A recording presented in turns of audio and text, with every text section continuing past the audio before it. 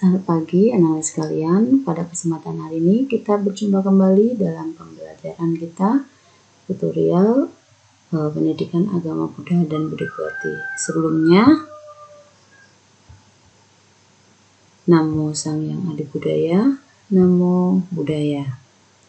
Baiklah anak-anak sekalian, sebelum kita mulai pembelajaran kita hari ini, marilah kita bersama-sama membacakan doa namaskara.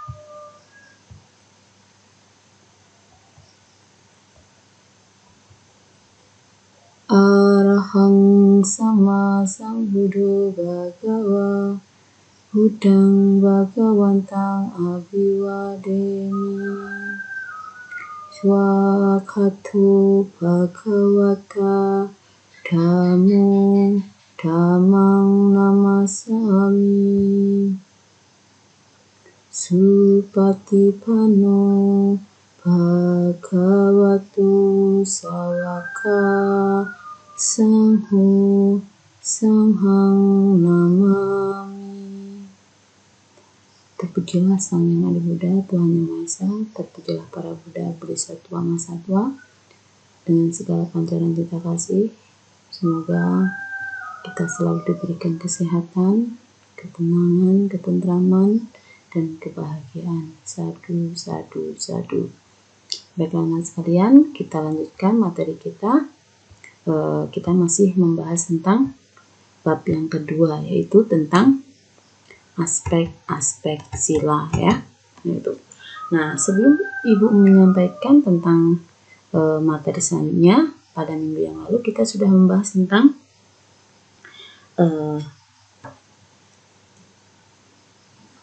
manfaat mempraktekkan sila, kemudian kita sudah membahas tentang juga fungsi sila ya. Kemudian kita juga sudah membahas tentang ciri sila, kemudian sebab terdekat sila, ya, kemudian wujud sila. Nah, pada kesempatan hari ini kita sudah memasuki bagian yang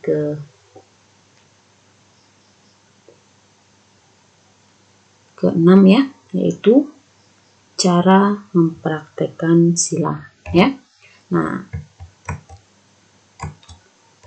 di sini praktek sila itu dapat dilakukan dengan dua cara, yaitu menghindari hal-hal yang tidak baik atau disebut dengan warita sila, dan melaksanakan hal yang baik yaitu carita sila.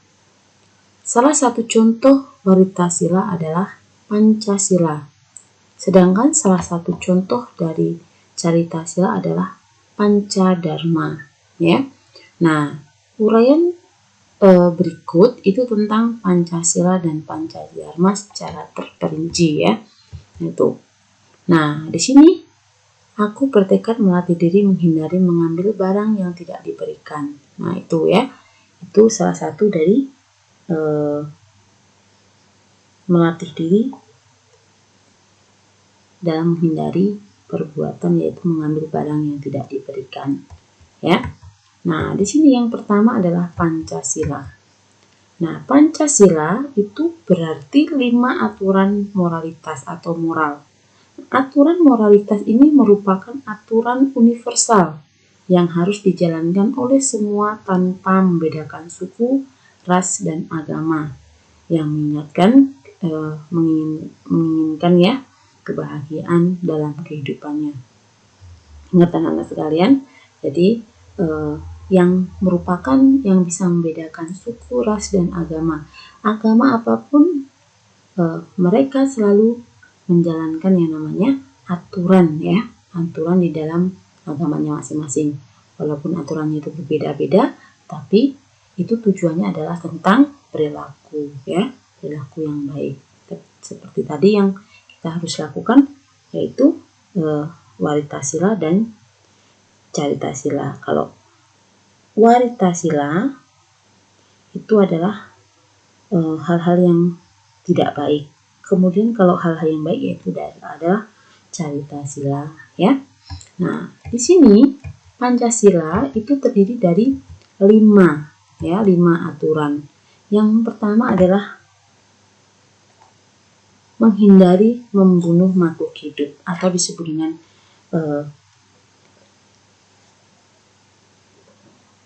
Panatipata Wiramanisika Padang Samadhyami, ya. Nah, di sini Ibu akan menjelaskan secara rincinya. Perhatikan benar-benar, ya. Nah, menghindari membunuh makhluk hidup, ya. Ini ada 5 faktor, ya.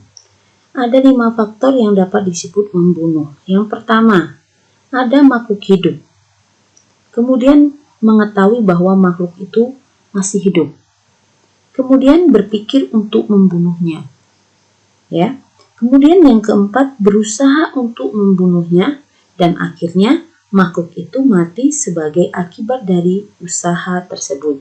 Jadi, kalau dimaksud ada makhluk hidup berarti ada manusia, ada yang hidup ya. Nah, itu manusia bisa hidup. Kemudian makhluk hidup yang menjadi objeknya atau pemburuannya yaitu hewan dan manusia.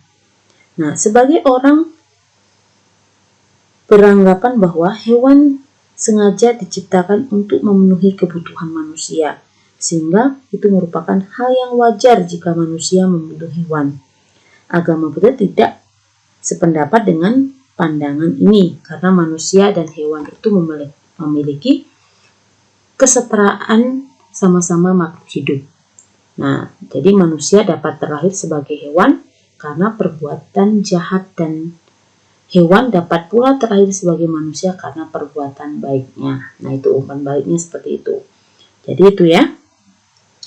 Kemudian yang kedua, ya, jadi harus menghindari membunuh makhluk hidup ya. Jadi kita juga harus menjaga, termasuk menghindari diri dari melakukan kekejaman, kemudian menyiksa, ya, kemudian menganiaya, ya, dan lain sebagainya. Nah, jadi banyak sekali contohnya yang sering terjadi, apalagi sekarang ya. Nah, itu sekarang banyak sekali kejahatan-kejahatan yang bisa mengorbankan manusia, seperti begal, bisa membunuh manusia. Nah, itu karena apa? Dia pikirannya adalah kesenangan saja, kesenangan yang sesaat saja yang dia peroleh. Nah, kemarin kita sudah membahas tentang ciri sila, wujud sila, terdekat dengan sila, yaitu hiri dan otapa ya. Jadi itu. Kemudian yang kedua, menghindari barang yang tidak diberikan atau disebut dengan Adinadana Wiramanisika Padang Samadhyami ya. Jadi aku bertekad melatih diri untuk tidak mengambil barang yang tidak diberikan atau mencuri ya. Nah, barang yang mengambil barang milik orang lain itu disebut mencuri. Ada 5 faktor di sini hingga suatu perbuatan itu disebut mencuri. Ya, yang pertama, ada sesuatu itu barang, benda milik pihak lain atau milik orang lain. Kemudian mengetahui bahwa barang itu ada pemiliknya. Ingat ya, mengetahui bahwa barang itu ada pemiliknya. Kalau tidak ada pemiliknya berarti bukan mencuri. Ya. Kemudian yang ketiga, berpikir untuk mencurinya. Ya, berpikir untuk mencurinya.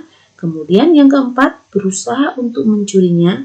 Yang kelima, berhasil mengambil barang sesuai usaha tersebut ya. Jadi usahanya supaya barang yang akan dicurinya itu berhasil dia itu dengan tangannya sendiri. Seperti itu. Nah, untuk mengetahui bahwa suatu barang merupakan milik orang lain tidak tergantung ada atau tidaknya identitas pada barang tersebut. Tetapi jika barang tersebut bukan milik Anda, maka barang tersebut pasti milik orang lain. Nah, mencuri berarti mengambil barang milik orang lain yang tidak selain pemiliknya. Ya, jadi itu. Nah, perbuatan mencuri harus dihindari anak-anak sekalian. Karena apa? Itu merugikan kedua belah pihak. Nah, baik sang korban maupun sang pelaku. Nah, korban mencuri akan menderita karena kehilangan barang yang dimilikinya.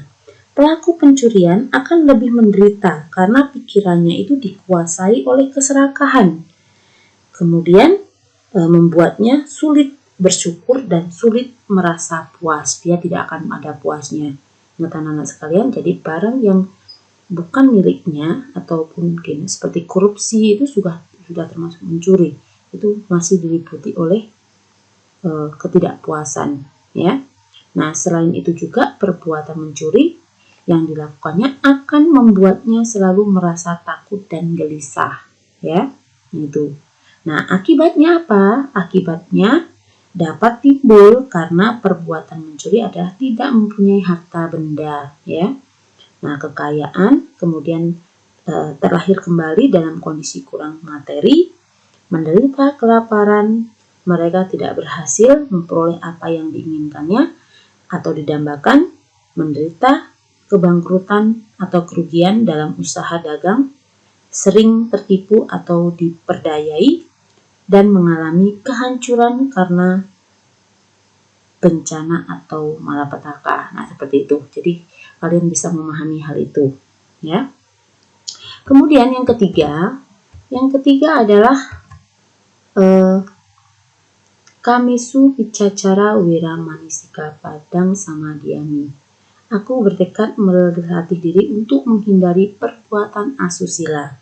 Nah, di sini ada 4 faktor, ya. Suatu perbuatan itu disebut perbuatan asusila. Yang pertama, ada objek yang tidak patut, ya. Tidak patut itu berarti manusia, seperti lain jenis, kemudian bukan suami istri, ya. Wanita itu atau pria itu sudah memiliki suami atau punya istri. Nah, itu tidak diperbolehkan. Kemudian yang kedua, mempunyai pikiran untuk berbuat asusila, ya. Kemudian yang ketiga, berusaha berbuat asusila. Yang keempat, berhasil berbuat asusila, ya. Jadi itu. Jadi perbuatan itu dapat berwujud dengan seksual. Itu adalah salah.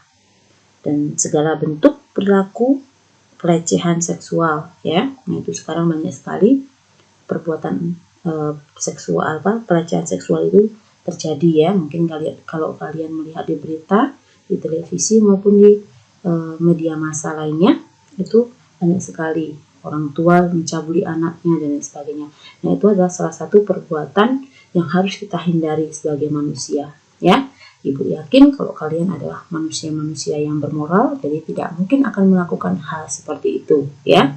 Itu. Kemudian banyak kejadian, ya, yang menggambarkan kerugian akibat perbuatan asusila.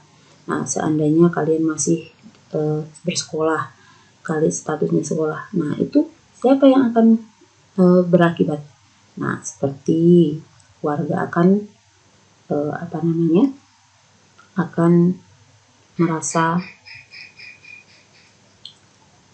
malu, ya, atas perbuatan anaknya. Jadi harus menjaga nama baik keluarga, dan semua perbuatan itu pasti keluarga akan terkena imbasnya, ya. Nah, itu.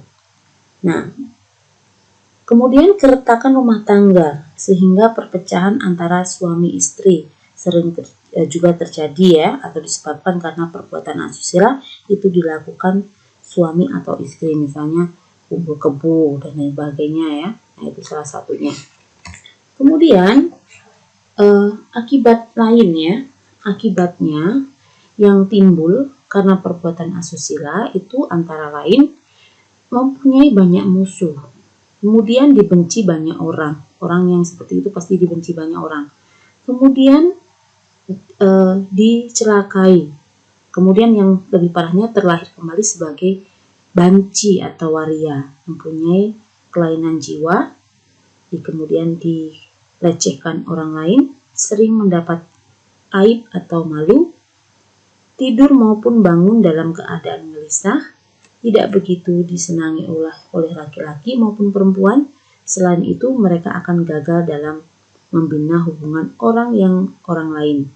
Nah, sukar mendapat jodoh, kemudian tidak memperoleh kebahagiaan dalam hidup berumah tangga, terpisah dari orang yang dicintai, dan lain sebagainya. Nah itu ya. Kemudian yang keempat adalah musyawadah wiramani sika padang samadiyami, yaitu menghindari, aku bertekad melatih diri untuk menghindari perkataan yang tidak benar. Ya. Nah, di sini ada 4 faktor sehingga sesuatu itu dapat disebut dengan perkataan tidak benar atau berbohong atau berdusta. Nah, di sini 4 faktor itu adalah: 1, ada sesuatu hal yang tidak benar, ya. Misalnya orang sering berbohong, ya. Kemudian mempunyai pikiran untuk berdusta. Yang ketiga, berusaha berdusta. Yang keempat, pihak lain mempercayainya. Nah, mengapa perkataan di atas itu tidak benar, ya?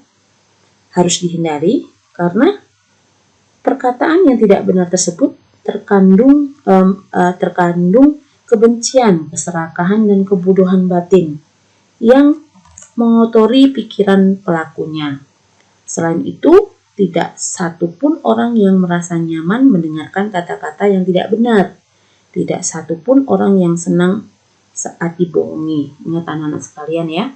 Jadi, ya, biasanya kalau kebenaran itu sulit, kebenaran dari orang lain itu tidak akan ada nggak pernah dibicarakan. Kebaikan orang lain tidak pernah dibicarakan oleh orang lain, tapi kejelekan orang lain itu akan mudah dibicarakan oleh orang lain.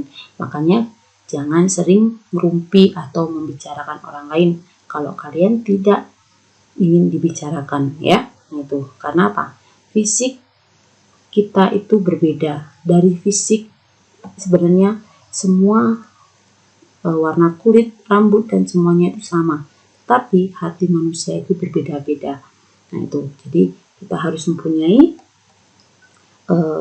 kejujuran, ya, perkataan-perkataan yang sopan, perkataan-perkataan yang baik, sehingga bisa mencetuskan kebahagiaan dalam kehidupan kita. Nah itu ya. Nah akibatnya apa?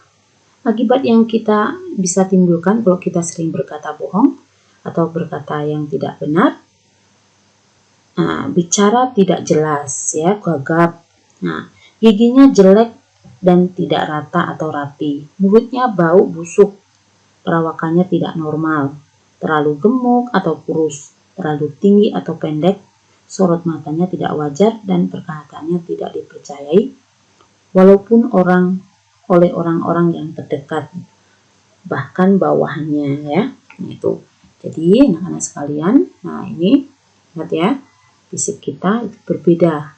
Nah, jadi kekurangan atau kelebihan oleh orang lain jangan kita bicarakan. Nah, pasti segi dari orang lain itu berbeda-beda, kita harus memahami hal itu. Ingat ya, jangan sering membicarakan kejelekan-kejelekan orang lain.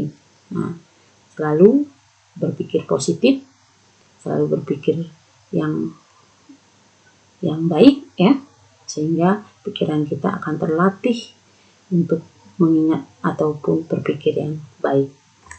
Kemudian yang ke-45 yaitu Surameraya Majapamadhatana Wiramani Sika Padang Samadiyami, yaitu saya ataupun aku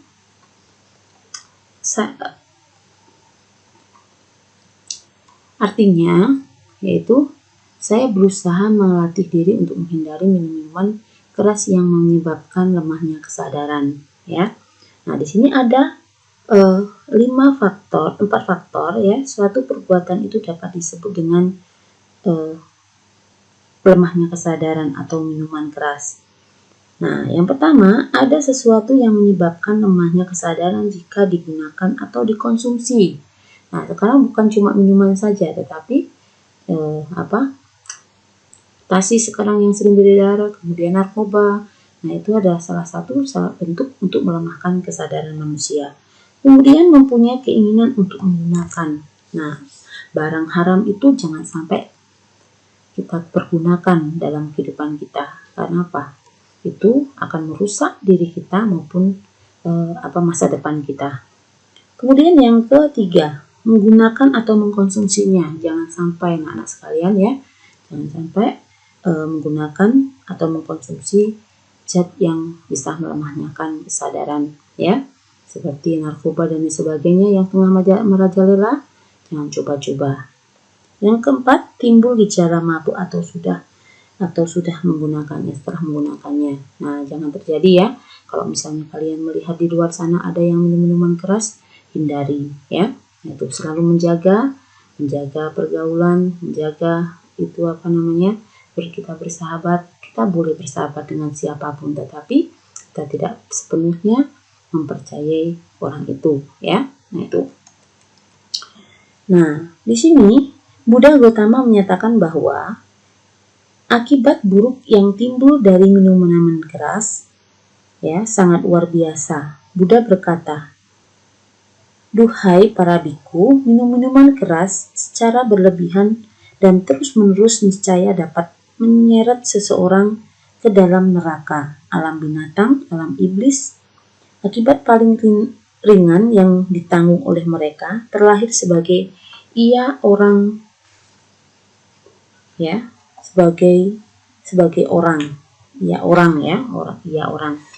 Kemudian Buddha juga menyatakan bahwa minum-minuman keras tidak dapat membuat seseorang puas dan memperoleh kebahagiaan.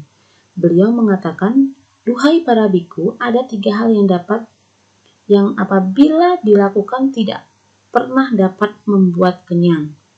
Apakah 3 hal itu?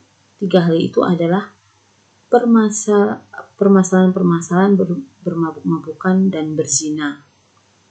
Nah, akibat lain yang dapat timbul dari minum-minuman keras adalah terlahir kembali sebagai orang gila, tingkat kesadaran atau kewaspadaannya rendah, tidak memiliki kecerdasan, tidak mempunyai banyak pengetahuan, bersifat ceroboh, pikun, malas, sulit mencari pekerjaan, sukar memperoleh kepercayaan orang lain, dan sebagainya. Ya, anak sekalian, jadi banyak sekali yang efek dari kita akibat dari minum-minuman keras ya. Itu. Jadi kalian adalah orang-orang yang cerdas, jadi jangan sampai melakukan hal-hal sebodoh itu atau kebodohan itu ya dengan minuman keras. Nah, oke anak-anak sekalian, ini adalah Pancasila. Kemudian di sini kedua adalah Pancadharma. Nah, Pancadharma ini disebut sebagai Kaliya Dharma karena akan memuliakan atau mendukung mereka yang mempraktekkan sila. Nah, masing-masing unsur dalam Pancadharma itu berhubungan secara berpasangan dengan sila-sila terdapat pada Pancasila, ya. Nah, Pancadharma dapat dilihat pada bagian 2.3 sebagai berikut. Nah, ini ya. Nih, yang pertama adalah mengembangkan cinta kasih dan belas kasih, ya. Itu. Nah, kita bayangkan cinta kasih di dunia ini terpusat pada diri sendiri. Cinta pada diri sendiri atau mencari keuntungan sendiri. Cinta seperti ini bukanlah cinta atas dasar belas kasih atau metta karuna. Nah, pengembangan cinta kasih dan belas kasih merupakan unsur aktif untuk menghindari membunuh makhluk hidup. Tadi ada hubungannya dengan sila yang pertama, ya. Jadi kalau mengembangkan metta karuna berarti kita mempunyai belas kasih dan cinta kasih, ya. Nah, tanpa kekerasan itu merupakan senjata yang lebih efektif untuk melawan kejahatan, bukan pendendam. Pembalasan dendamnya hanya akan meningkatkan kejahatan saja. Orang yang mampu mengembangkan sifat tanpa kekerasan, batinnya peka terhadap penderitaan makhluk lain. Jadi dia akan merasa kasihan melihat penderitaan makhluk lain. Contohnya, kalau misalnya ada terjadi kecelakaan, ya, nah kita pasti akan merasa kasihan melihat sang korban yang mungkin luka, ya, kasihan sekali. Nah, kemudian yang kedua itu hubungannya dengan sila yang kedua. Sila yang kedua adalah mengenai mengambil barang yang tidak diberikan. Nah, di sini berpenghidupan benar. Nah, seperti tadi yang Ibu katakan, itu adalah seperti mencuri, kemudian korupsi, kemudian menipu, kemudian berjudi dan lain sebagainya. Nah, itu adalah salah satu penghidupan yang tidak benar kalau misalnya kalian melakukan bermata pencarian seperti itu, ya. Nah, kemarin juga kita sudah membahas tentang moralitasnya itu dalam Dhammapada Atthakatha ya, dalam Visuddhimagga juga sudah Ibu sebutkan ya, harus berpenghidupan yang benar. Nah, di sini pengembangan penghidupan benar itu merupakan usaha aktif dalam menghindari mengambil barang yang bukan haknya. Nah, penghidupan benar adalah cara menjalani kehidupan sesuai dengan prinsip-prinsip kebenaran. Apapun bidang pekerjaannya, jika didasari dengan nilai-nilai kebenaran atau cinta kasih, belas kasih, dan kejujuran, maka akan menjadi cara menjalani kehidupan yang benar. Jadi kita harus tahu ya. Nah, itu walaupun nilainya itu sedikit, kita tetap bersyukur atas penghasilan itu ya. Apapun pekerjaan itu, misalnya tukang bangunan atau buruh harian, kemudian di kantoran tapi pendapatannya kurang, kita tetap bersyukur atau berpedoman pada penghidupan benar. Jangan korupsi, mencuri dan lain sebagainya. Nah, kemudian di sini, nah itu Buddha pun juga menyatakan dalam kitab Majjhima Nikaya 3. Nah, dan apakah biku cara mencari nafkah yang salah, menipu rayuan, maksiat, kepura-puraan, kerakusan untuk meraih keuntungan di atas keuntungannya. Nah, dan apakah para biku adalah sisi benar dari jasa kebajikan yang memberikan buah dalam bentuk sebuah kelahiran yang baru. Dalam hal ini, para biku seorang siswa artinya dengan menyirikan mata pencarian yang salah, mendapatkan nafkahnya dengan sebuah cara mencuri nafkah yang benar. Nah, jadi perjuangan yang harus dilakukan dengan usaha yang benar. Nah, jadi mereka pun berpenghidupan benar akan mampu menghargai sekecil apapun yang hasil jerih payah diri sendiri dan orang lain ya. Jadi apapun itu. Kemudian yang ketiga itu adalah merasa puas. Nah, Ibu tadi mengatakan itu dalam sila yang ketiga, kami sumicacara wiramani sikapadaami samadhyami, saya berusaha melatih diri untuk menghindari perbuatan asusila. Jadi puas terhadap diri. Kalau misalnya kita masih kehidupan lajang atau kehidupan belum menikah, berarti kita harus puas pada saat ini. Belum waktunya kita memikirkan hal itu. Nanti kalau sudah waktunya baru kita memikirkan hal itu ya. Nah, jadi merasa puas di sini menerima keadaan dan situasi pada suatu saat tertentu dengan ikhlas, termasuk dalam santuti ya. Nah, menerima dengan keseimbangan batin tanpa menggerutu ya, tanpa menggerutu juga termasuk dalam santuti. Nah, ketidakpuasan menimbulkan seseorang berusaha untuk terus mencari walaupun dengan menghalalkan segala cara. Ketidakpuasan membuat orang tidak dapat mensyukuri suatu yang dimilikinya. Ketidakpuasan bahkan membuat seseorang tidak dapat menikmati hasil kerja kerasnya. Seseorang juga hendaknya merasa puas dengan materi yang dimilikinya seperti rumah, kendaraan, pakaian, makanan, dan lain sebagainya. Nah, itu ya. Nah, untuk menghindari perbuatan asusila, rasa puas yang harus dikembangkan adalah rasa puas terhadap hubungan personal ya. Itu hubungan personal yang dimaksud dapat berupa hubungan pertemanan ataupun persahabatan hingga hubungan pernikahan ya. Itu. Jadi kalau misalnya kalian berpacaran ya itu sebatas pacaran saja, tidak melebihi dari itu ya. Kemudian yang keempat adalah bersyukur ya, bersikap jujur. Tadi yang Bu katakan ya, itu adalah perkataan yang bohong atau tidak pantas ya. Itu. Nah, kejujuran sangat penting anak-anak sekalian ya, dalam proses melatih diri menghindari ucapan yang tidak benar atau berbohong. Dikatakan bahwa sebelum terlahir kembali ya, alinya sebagai Pangeran Siddhartha, Bodhisattva masih mungkin mendengar sila, kecuali ikrar untuk jujur atau mengatakan kebenaran ya. Nah, di sini ada 4 hal yang harus diperhatikan untuk mempraktekkan perkataan benar. 1.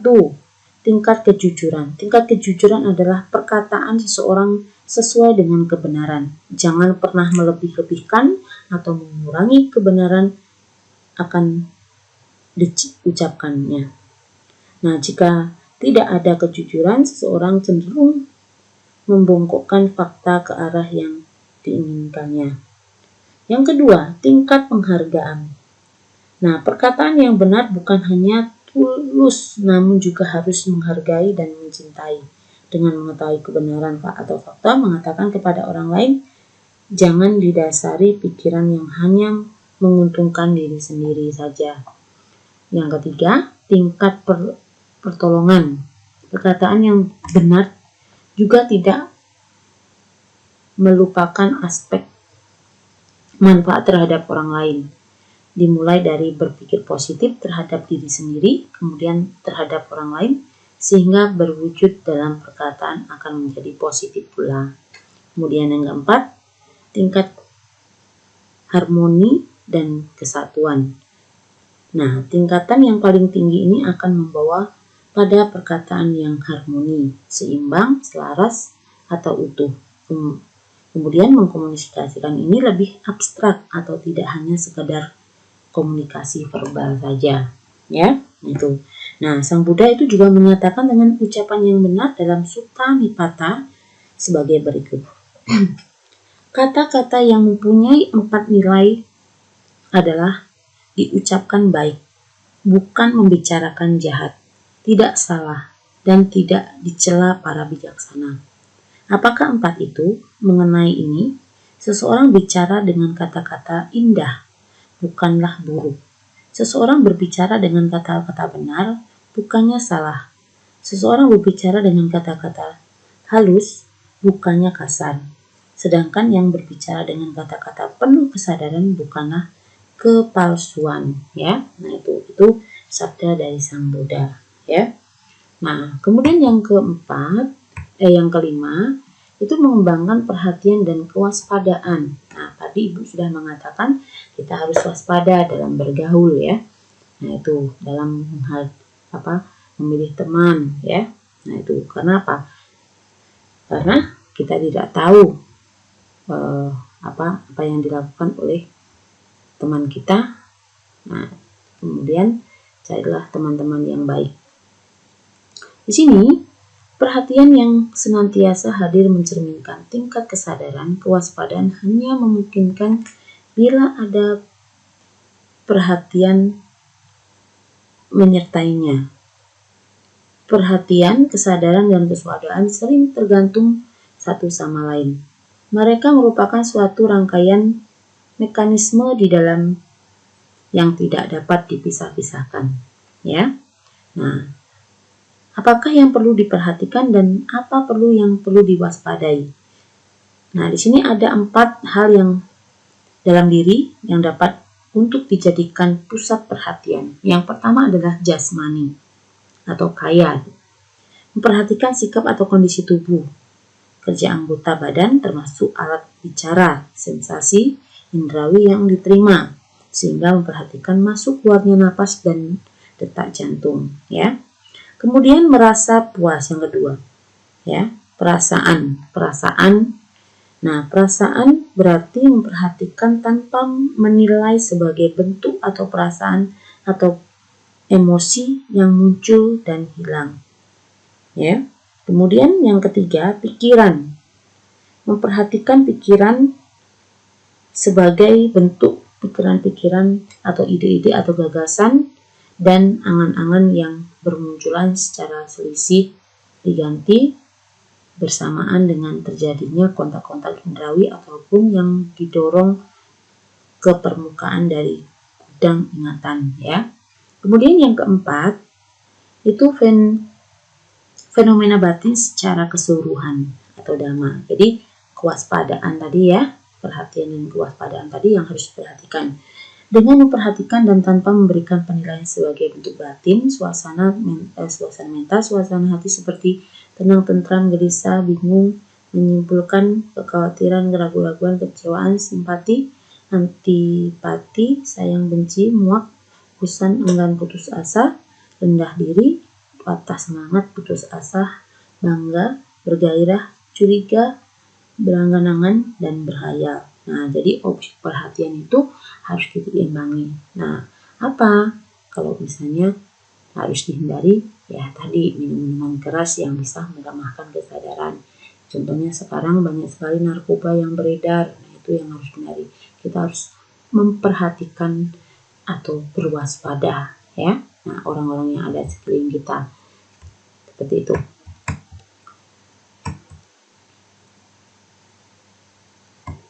Nah, di sini ada lagu ya, anak-anak sekalian ya. Nah, di sini ada lagu. Ini adalah ada lagu Sang Bagawa Satu. Nah, itu coba nanti kalian gitu ya, lagu nyanyikan ya. Lagu nyanyikanlah di rumah. Kemudian nanti dikirim ya ke Japri ke Google Classroom ya. Nah, ini Ibu akan memberi contoh. Nah, itu ya. Sudahkah kita menemukan yang kita cari di dunia? Harusnya kita menyadari Dialah Sang Bagawa. Ajaran mulia Sang Bagawa, lentera hidup di dunia, penuntun jalan ke nirvana. Pujilah Dia Sang Bagawa. Harusnya kita dapat mengerti hidup di dunia bukanlah mimpi. Bersujud kita pada Sang Bagawa yang maha suci, yang maha mulia. Berlindung kepadanya pasti tak akan goyah. Harungi dunia. Nah, itu ya anak-anak sekalian, ini sebagai refleksi saja. Nah, itu nanti untuk lebih lanjutnya nanti untuk tugas ya, nanti kalian buka saja ke Google Classroom ya. Nah, itu di situ nanti ada tugas-tugas kalian. Nah, lebih jelasnya nanti silakan nanti absen, kemudian nanti kerjakan tugas-tugas yang sudah Ibu berikan. Nah, mungkin hanya itu anak-anak sekalian yang bisa Ibu sampaikan pada kesempatan hari ini. Kita rileks sebentar. Nah, kita meresapi apa yang sudah kita bahas tadi. Mudah-mudahan apa yang Ibu sudah sampaikan tadi bermanfaat bagi kita. Nah, kemudian kalian sudah mempunyai tujuan. Tujuannya apa? Berarti menghindari perbuatan-perbuatan yang melanggar dari moralitas tadi, ya. Nah, untuk pertemuan yang akan datang, ya, kita akan masuk ke bab yang ketiga, nanti klasifikasi sila, ya. Nah, itu anak-anak sekalian, untuk kesempatan hari ini, bukan sekian, Ibu akhiri. Namo Sang Hyang Adi Budaya, Namo Buddhaya. Terima kasih. Maaf jika ada kata-kata yang kurang atau tidak berkenan. Sekian dan terima kasih.